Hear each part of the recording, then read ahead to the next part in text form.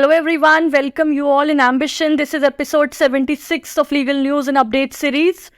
हाल ही में national green tribunal that is NGT ने Bihar state के ऊपर 4000 करोड़ यानी 4000 करोड़ रुपए का कॉम्पनसेशन फाइन इम्पोज किया है।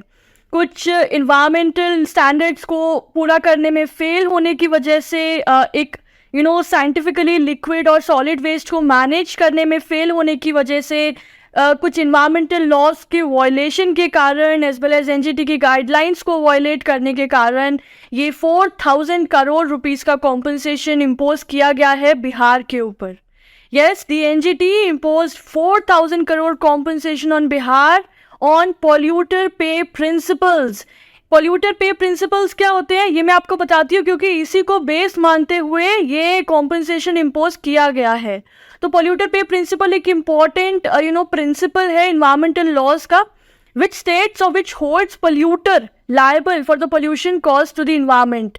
इस प्रिंसिपल के अकॉर्डिंग जिसने पोल्यूशन कॉज किया है दैट इज पॉल्यूटर लायबल होता है पोल्यूशन कॉज करने के लिए, एंड पॉल्यूटर लायबल होता है सारे तरह के डैमेजेस जो कि उसके रॉन्गफुल एक्ट की वजह से इन्वायरमेंट को कॉज हुए हैं उसको पे बैक करने के लिए। सिर्फ इतना ही उसका लायबिलिटी नहीं होती है कि वो जो विक्टिम्स को सफरेज हुआ है उसको कॉम्पनसेट करेगा, बल्कि जो स्थिति सही थी और वो उसके गलत काम के वजह से खराब हो गई है, जैसे कि इन्वायरमेंट क्लीन था, साफ था, हेल्दी था, लेकिन उसके रॉन्गफुल एक्ट की वजह से, एक्टिविटीज की वजह से इन्वायरमेंट पोल्यूट हो गया, जो साफ हवा थी वो बहुत पोल्यूटेड हो गई।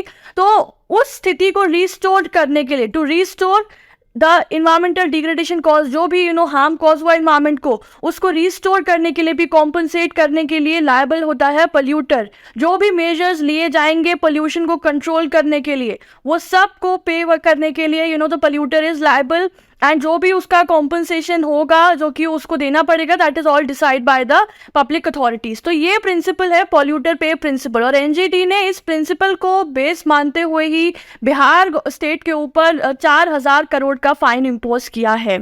ये जो बेंच थी that give this judgement, it comprise of the chairperson of NGT justice Adarsh Kumar Goyal. Apart from this it comprise justice Sudhir Agarwal, justice Arun Kumar Tyagi, doctor A Senthilvel, doctor Afroz Ahmad. Bench ने कहा कि right to pollution free environment right to life का part है, और ना ही सिर्फ ये एक कॉन्स्टिट्यूशनल राइट है, ये एक बेसिक ह्यूमन राइट है, एज वेल एज ये एक एब्सोल्यूट लायबिलिटी है स्टेट के ऊपर to ensure a pollution free environment. तो अभी ऐसे में आप प्ली दे रहे हो, we had lack of fund, we had lack of resources, we had lack of land, this can not be a plea. Bench ने कहा ये कोई जस्टिफिएबल प्ली नहीं है to deny such right. NGT ने फर्दर कहा दैट जितने भी नेसेसरी फंड्स की रिक्वायरमेंट है so as to ensure a healthy and a pollution free environment, उसको प्रोवाइड करने की स्टेट की साथ साथ सभी लोकल बॉडीज की कॉन्स्टिट्यूशनल रिस्पॉन्सिबिलिटी है। इस मैटर में जो कोर्ट है वो सो मोटो एप्लीकेशन हियर कर रही थी in the presence of the chief secretary of Bihar. तो एप्लीकेशन में कंसिडरेशन में लिया जा रहा था compliance of solid waste management rules of 2016 and other environmental issues with regard to the state of Bihar. Tribunal was monitoring the issues of solid as well as the liquid waste management. तो दोनों ही matters को monitor किया जा रहा था इस matter में। तो जो जजमेंट दिया गया है, जो ऑर्डर्स पास किए गए हैं, वो सुप्रीम कोर्ट के जजमेंट्स के थ्रू ही दिए गए हैं। In regard to the solid waste management, NGT followed the orders provided by Supreme Court in Almitra Patel versus Union of India case, and in regards to the liquid waste management, it followed the orders in the case of Paryavaran Suraksha versus Union of India. Tribunal ने इस बात पे भी गौर फरमाया कि जो solid waste management rules हैं 2016 के, उसमें जो भी स्टैट्यूटरी टाइमलाइंस दी है कि आपको इस टाइम के विद इन ये काम करना है, अगर बॉडीज या कोई भी और अथॉरिटी उसको वायलेट करती है या उसका पालन नहीं करती है, तो जो इन्वायरमेंट प्रोटेक्शन एक्ट है उसका सेक्शन 15 बोलता है कि SWM रूल्स बाइंडिंग है, मैंडेटरी है, और अगर वो फॉलोअप नहीं किए जाते हैं उनका वायलेशन क्रिमिनल ऑफेंस माना जाएगा, राइट। एंड इसके साथ साथ ये ऑर्डर देने के साथ साथ ट्राइब्यूनल ने कुछ डायरेक्शंस भी इशू किए for the management of waste in the state. उन्होंने साथ साथ ये भी बताया कि जो वेस्ट डंपिंग साइट्स हैं वो बहुत ही इनटॉलरेबल स्मेल एमिट करती हैं, जो कि बहुत ही हज़ार्डियस हैं, अनसेफ है वहाँ आसपास के लोगों के लिए, and this makes the life of inhabitants a hello, कैसी लाइफ जी रहे हैं वो लोग, जबकि उनका राइट है कि वो एक हेल्दी लाइफ जिएंगे. So this is nothing but a denial of their constitutional as well as a human right, है ना. एंड साथ साथ ट्रिब्यूनल ने ये भी ऑब्जर्व किया that in terms of money also बहुत लॉस कॉज हुआ है पब्लिक हेल्थ को एज वेल एज इन्वायरमेंट को. And this situation is not acceptable. Being a civilized society, being a society which is governed by rule of law, ये situation unacceptable है.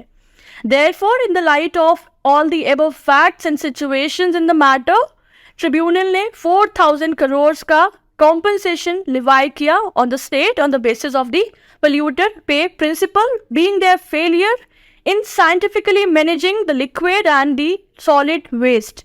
Plus NGT ने direct भी किया chief secretary of Bihar को कि वो 6 महीने के अंदर अंदर जो भी प्रोग्रेस रिपोर्ट्स है वो सबमिट करें, फाइल करें, including all the details on sewage का क्वांटिटी, कितना जनरेट हो रहा है वेस्ट, किस तरह से ट्रीट किया जा रहा है, ये सारे ही डिटेल्स जो है वो ट्राइब्यूनल के रजिस्ट्रार जनरल को सबमिट की जाए. राइट. एंड इस केस का टाइटल है in re compliance of municipal solid waste management rules 2016 and other environmental issues. So I hope this legal update and news has been clear to all of you, and for more such informative videos, do not forget to subscribe to our channel. Thank you so much and have a good day.